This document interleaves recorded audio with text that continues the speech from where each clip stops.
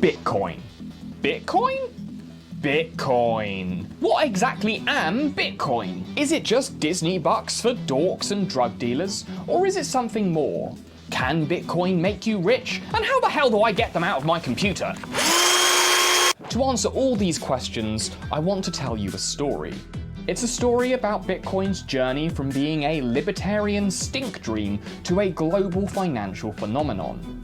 It's the story of two men, Mark Karpelès and Ross Ulbricht, two pioneering Bitcoiners who will never meet, but together they made history, headlines, billions of dollars, and eventually gallons of prison toilet wine, also known as Pruno. But before we get to them, we have to start at the beginning.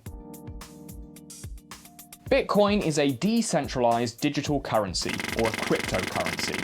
But what makes Bitcoin more than just make-believe monopoly money is that every Bitcoin transaction is theoretically anonymous. And yet, all of these transactions are recorded for anyone to see and verify on a peer-to-peer ledger system known as the blockchain. Now, if all those mouth sounds don't make sense to your skull-trapped thought sponge, don't panic because it's not important. But what is important is understanding who this technology excites. Bitcoin appeals to three core groups of people. There's the libertarian nerds who see the currency's decentralized technology as the key to taking monetary power away from the world's governments. Then there are the get-rich-quick Kool-Aid drinking schemers who see Bitcoin's popularity as a way to make a fast bit, or buck.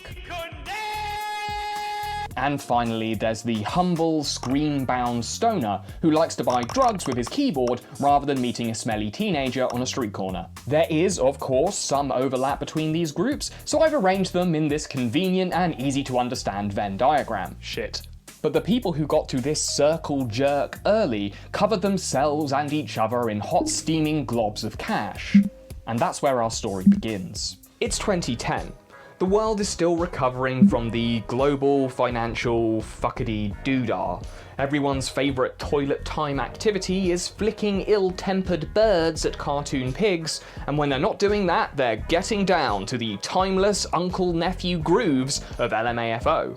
Bitcoin has been around for about 2 years and no one knows it exists other than a gaggle of hunchback screen shaggers. And the only way to get Bitcoin is to mine it yourself, which you do by making your computer solve a series of extremely complex computational math problems. So people needed a way to get their grubby hands on Bitcoin without turning their computer into a glorified egg fryer. They needed a Bitcoin exchange. This is Mark Karpelès. He's a portly French software developer living in Tokyo, and he loves nothing more than anime, bento boxes, and Bitcoin. He reads about a startup called Mt. Gox, the first official Bitcoin exchange run by a guy called Jed McCaleb. It's in its infancy, but the very existence of this exchange sends the price of Bitcoin skyrocketing 900%, from $0.008 to a whopping 8 cents. Shit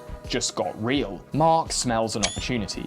He offers to buy the exchange outright, despite having no experience in finance or as a CEO. Regardless, he takes over in early 2011. But he's not the only one who noticed Mt. Gox's potential. Hackers, and lots of them, see the exchange as a cyber piggy bank hankering for a hammering. Before Mark is even able to take over, one hacker makes off with over 80,000 bitcoins. And by that time, Bitcoin had just about reached parity with the dollar. The exchange is already insolvent, and the holes in its security are more alarming than the ones drilled into the wall of a truck stop toilet stall. Anyone else would have realized that they'd just boarded and became captain of a sinking ship, especially considering the currency that it's selling can't buy anything in the real world.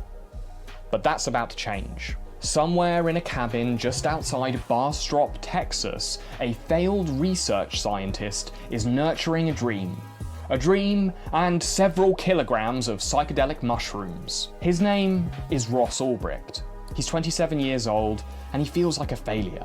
Disconnected from the world, he writes this in his sporadically kept diary. I had mostly shut myself off from people because I felt ashamed of where my life was. I had left my promising career as a scientist to be an investment advisor and entrepreneur and came up empty-handed.